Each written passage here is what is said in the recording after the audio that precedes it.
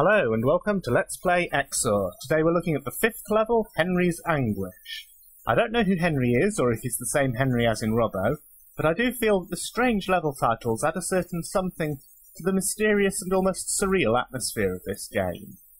Here we have to push this fish to the left and move the bomb over here, so that the fish can be allowed to fall on it and free up that mass. This next area looks a bit complicated, but the best way to handle it is just to go straight past it. This bomb and fish have to be moved aside to reach the exit, but they don't open up any new passages, they're just there to be got out of the way. And let's move past here and look at this puzzle, which is quite a difficult one. But I eventually realised you have to lower this bomb so that when the fish falls on it, it will blow up the other fish and let you get that mass. And to achieve that, this chicken has to be put into place so that the fish can be pushed like so. And I hope that now you're beginning to get some idea of what I meant when I said in the commentary to the previous video, that the existence of the bombs and explosive jars is what makes this game so unique. Because it means that the fish and chickens are not just obstacles like the things in kettles on Robbo. Many of the puzzles involve getting them to particular squares, which can be quite challenging with their movement rules. And this bit I was stuck for a long time, because if the chicken is brought to the upper explosive jar, it doesn't open anything up. The lower one does open up a passage, but the fish block it and you can't reach it. And I was so used to the two shields being entirely separate, it never occurred to me that in fact the solution is to open up a passage with this shield that will be used by the other one.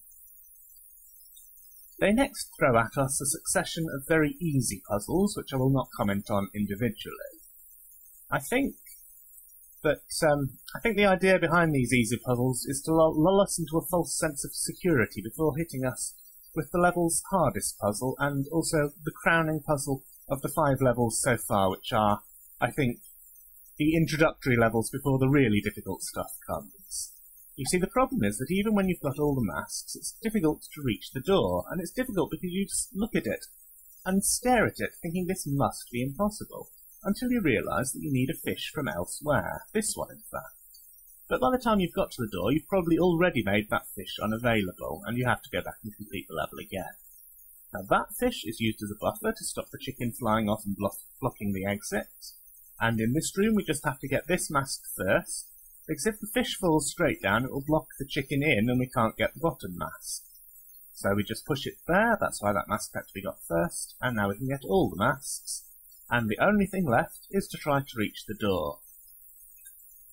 We can see the problem. The explosive jar will actually destroy the door if allowed, so we have to use this explosive jar, and that's what the fish was necessary for. We also have to get this chicken out of the way, because otherwise when the chicken hits the explosive jar, the other chicken will go straight on and hit the other jar, destroying the door. See you next time.